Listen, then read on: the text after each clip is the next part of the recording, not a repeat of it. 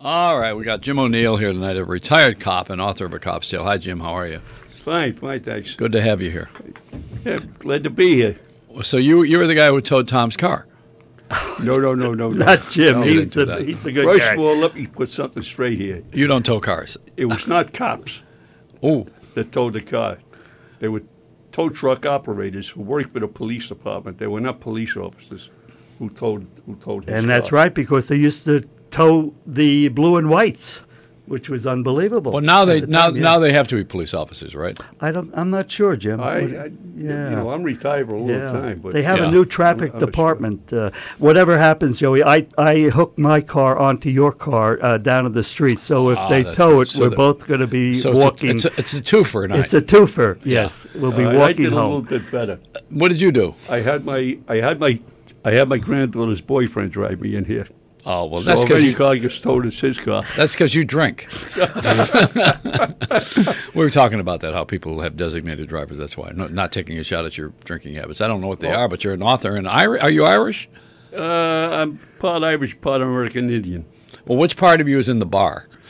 The Irish part. Yeah, I know that. Yeah, because the Indians, the firewater is no good. We've had so many Irish writers, and they all think you have to drink to be famous, and they're right. Yes, you have to. Like chicken soup, it couldn't hurt. That's right. Well, that's not an Irish writer. Right.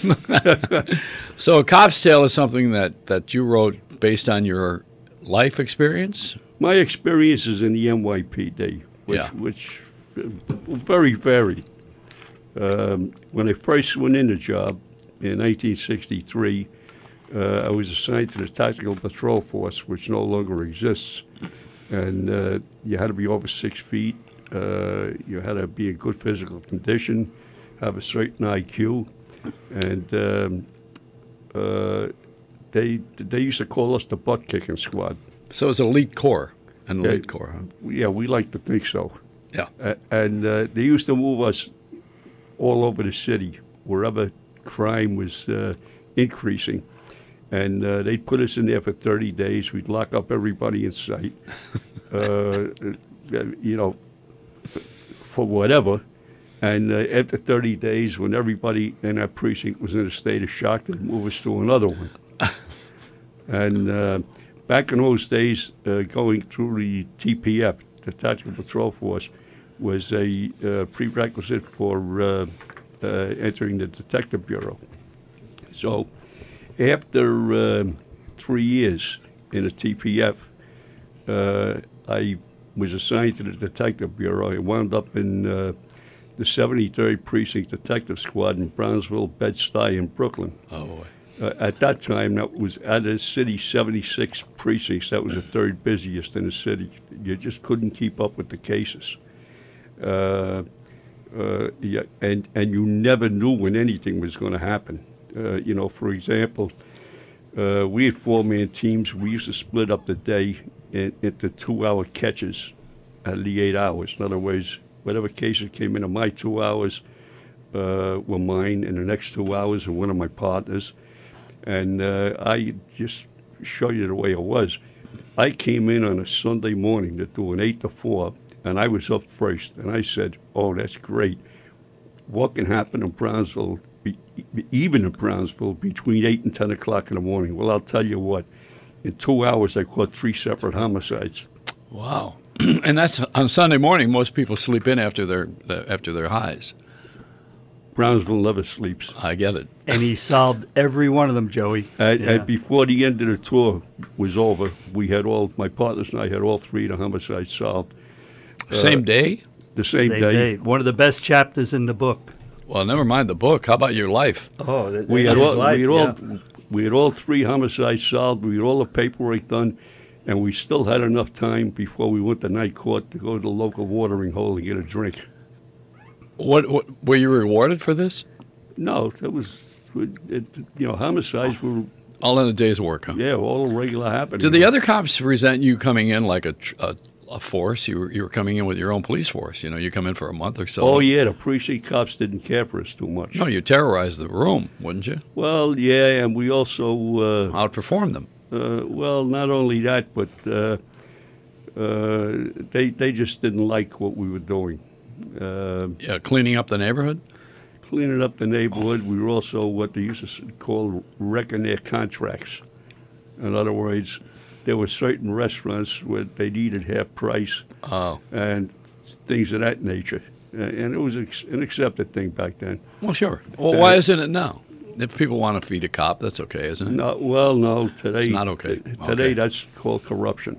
Really? Yeah. What, a guy getting a cup of coffee? No, they don't even want that. That was the old Knapp Commission, Joey. And at any rate, after the 70s. What would be wrong with that? Why is it? That's not a payoff. That's somebody. No, but they felt it was corruption. What's respect, isn't it? I mean, somebody's working. Well, the cops thought so. I do too. I do too. The reason. What happened to common sense? Is there anything? Does anybody have any rules that they that they realize are just stupid rules?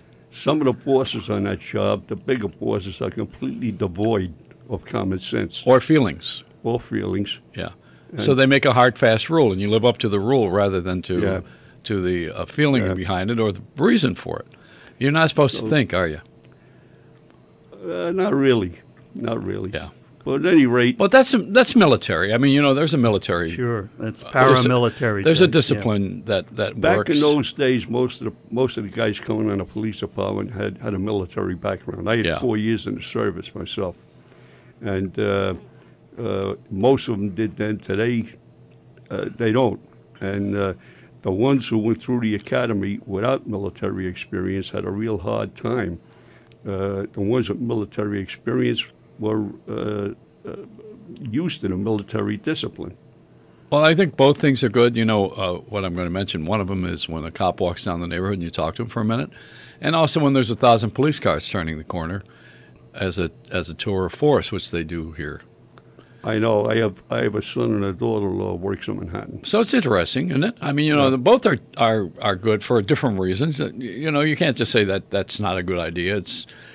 It's okay. I think the other day I was trying to go. I forgot where I was going, but there were 1,000 cars, and they were police cars, and they were on. They didn't have sirens, but they had their lights on, and you knew there was a police force. So there's nothing. Yeah, well, they're giving some heavy attention to, especially Manhattan South here. That's pretty cool, isn't it? Yeah. I mean, to have that, and then when I'm uptown, I live up in Harlem, as everybody knows. So if a cop walks down the street and I talk to him, that's also. Where do you live in Harlem? I live in your precinct, where Sonny Grasso was. The 32nd. I live up on 114th Street. Oh no, that's the 28th precinct. Where are you? Were you on the west side? When I went to Harlem, I was in the 32nd. That's on 135th Street. Yeah. That's a little heavier. That was not a very busy area. Jim talks about 148th Street. How many people were shot in 30 days, Jim? 17 people shot on 148th, and what was it? Tom, get nearer, Mike. Yeah, 140. No, when I went to the 3-2 precinct as a uniformed sergeant. This is after, not to get ahead of things. After I left the 73rd in Bronzeville, I was assigned to the Brooklyn North Robbery Squad, 13th District Robbery. And it was there, it's in the book, that I broke the Black Liberation Army case. They were executing cops all over the United States and sticking up banks all over the United States.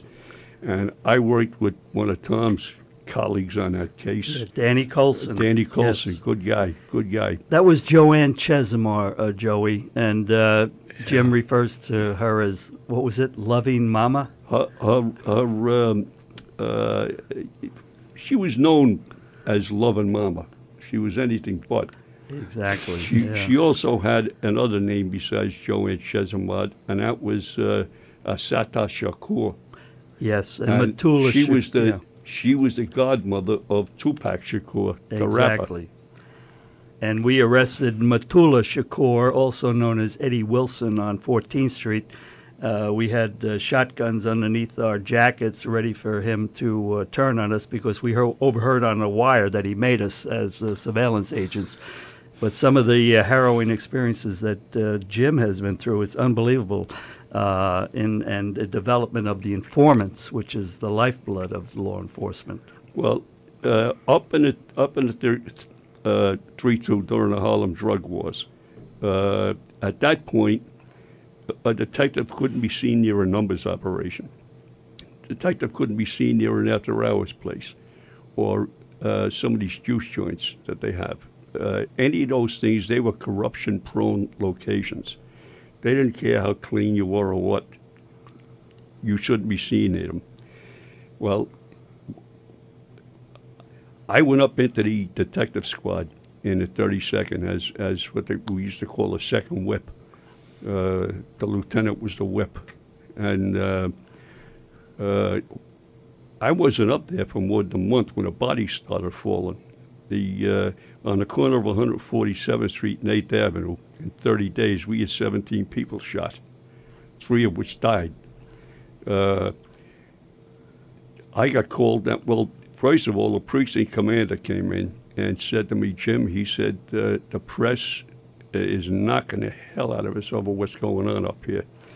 And the zone commander, Inspector Charles O. Henry, and I have been called down to headquarters to see the chief of operations, and I want you to go with us. So I said, well, yeah, there's one detective I have working exclusively on this, Detective George Roberts. Can we take him? And he said, yes. So the 4 of us are down to the chief of operations office, and we laid out what we knew and what we didn't know. Mm-hmm. And he said, all right, Charlie, to the inspector, he said, let me go in and see Commissioner Card, who I knew. The guy was a great guy. And he's, I think, a former task force. So while he was gone, and I had just met this inspector, he wound up being the highest ranking black man in New York City at one point. And but he and I became great friends. While the chief of operations was in talking to the commissioner, I see Inspector Henry there. He's stroking his chin, and I said, well, Inspector, I know they're going to want a name for the task force. What do you think we're going to call it? And he turned around and smiled at me and said, Jim, I think we'll call it Star Wars. And I said, why is that, Inspector? And he smiled, and he pointed to his shoulder. He says, because it's going to put stars on my shoulder. Oh, Star Wars. And I immediately knew I was going to like this guy. So after he was told to form a task force, he said, and also they said, use any tactics that you have to use, use any personnel that you have to use, pull in who you want, but you got to put a stop to what's going on up there. So he turned around and said to me, all right, Jim, you're the first number of the task force. He said, I want you to run the investigations. So I said, fine, Inspector. And I said, how about Detective Roberts? And he said, welcome to the task force, Detective Roberts. We went back to his office and spent the whole rest of the afternoon putting a task force together with some uniformed personnel, some other detectives. We brought in 2 members of alcohol, tobacco, and firearms from the Treasury Department to trace guns for us. We built liaisons with the Drug Enforcement Administration, and just one thing led to another.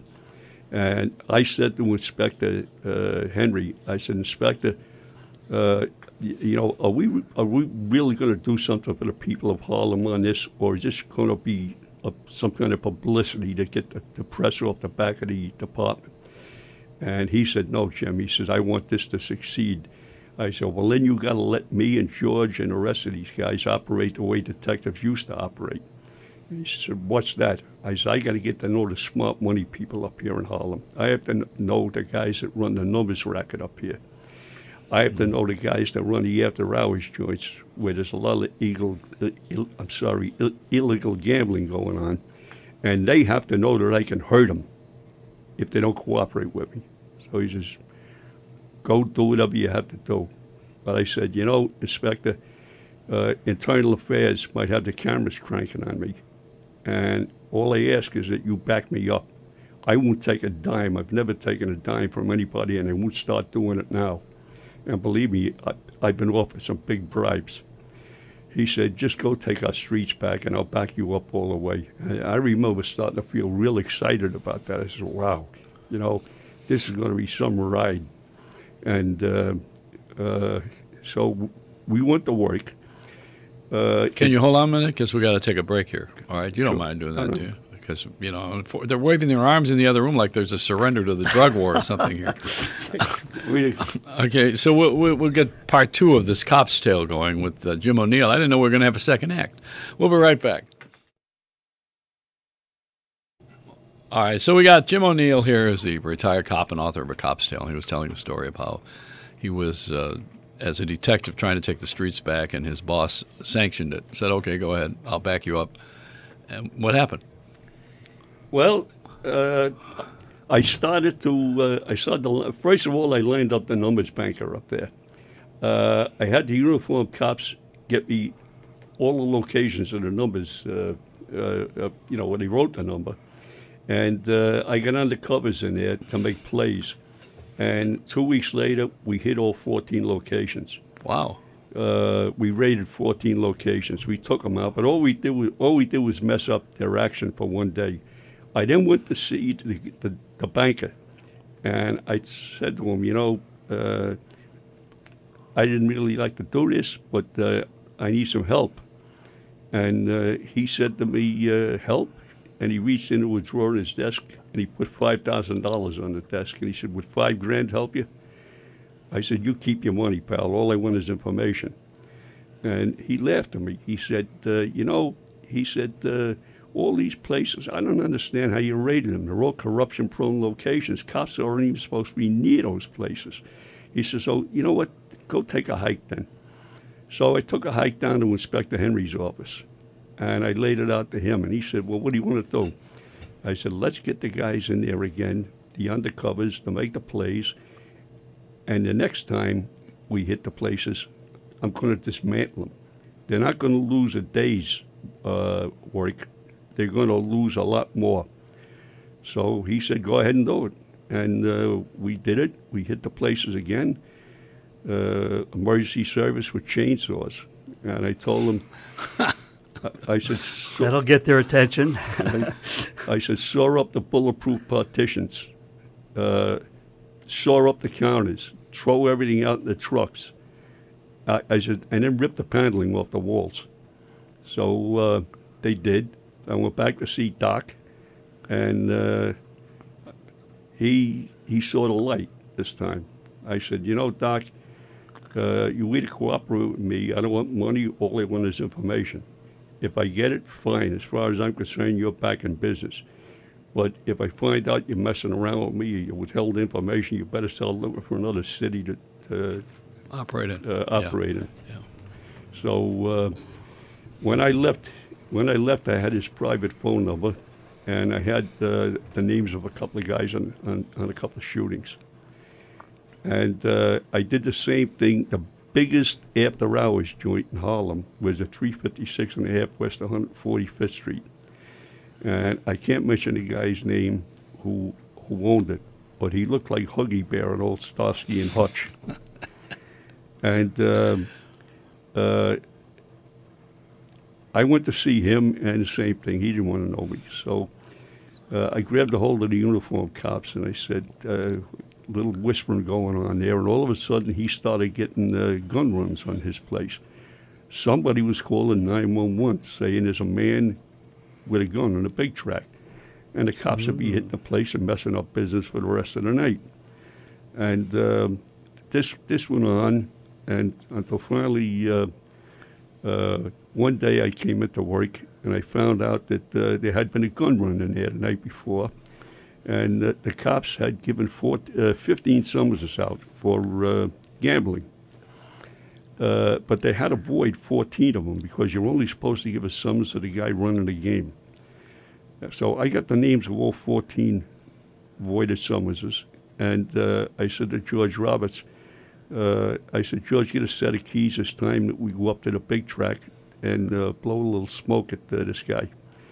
So when we were on our way out, I see one of the uniformed cops, Jimmy Cullen, there. He's walking a guy in, holding him by the collar.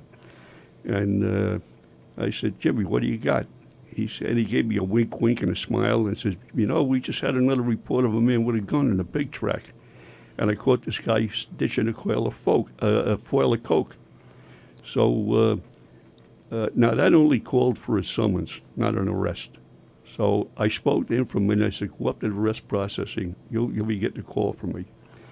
And I went down to see this fella that owned the place with George Roberts, and when we banged on the door, the peephole come up. He saw who it was, and he knew we were going to get in there anyway. So he opened up, and on the way down, I said to him, "Hey, how's business?" He says, "Business is terrible." I said, "What is it? Economic downturn or something?" He said, "Economic downturn, my rear end." He says, "Cops is my problem. Every time I turn around, they're coming in here saying there's a report of a man with a gun." He says, "I don't let guns in here. I have metal detectors." So I said, "Well, and he said, last night when they came in, they gave 15 summonses out in here." I said, "Well, that's why I'm here, my man." I said, "I just want to let you know that as a show of friendship, I squashed 14 of them. They were voided anyway. So, but there's nothing in the book says you have to tell the truth." So I squashed 14 of them. And I said, "But the guy that was running the game, I just have to cover myself on this." So I said, "Give him $100 and send him down and tell him to plead guilty." And I said, "I already called the DA's office," which I hadn't, and spoke to somebody, and the fix is in. He won't get more than a $100 fine, and he won't do jail time. They never did jail time. So, Yeah. But he didn't know that. And then he said to me, he said, he says, "They were just in here again looking for a gun, and they grabbed a good friend of mine, said he was ditching a foil of coke." I said, "Oh, what's your friend's name?" So he told me his name, and I called the precinct. I said, "Give me arrest processing." And I got Jimmy Cullen on the phone. I says, "Jim, this is Sergeant O'Neill. You got a guy named Willie Perkins there?" He said, "Yes." I said, "Okay, you know what?" I says, "Don't lock him up. He's a friend of mine. Don't lock him up. Just give him a summons for that." And that's all he was going to get anyway. So I said, "Give him the summons and cut him loose." So it was, "All right, thanks, Jim. I owe you a big one, like the fix was in or something." And I hung up, and Marshall said, "You could do that?" I should have said that. All right. He said, I said, "Yeah." I said, "If you're a friend, there's a lot of things I can do." I said, "I bet I can even stop cops coming in here looking for a gun." So What'd you get out of him? What I got out of him? I got the name of a guy we wanted for a homicide. By the time I left, and I had his phone number, and he had my private phone number, and I told him, "Don't talk to anybody else with me at Detective George Roberts." You're amazing. Jim O'Neill, retired cop, author of A Cop's Tale. You'll be able to buy it, and also Tom McShane. Joey Reynolds Show from New York.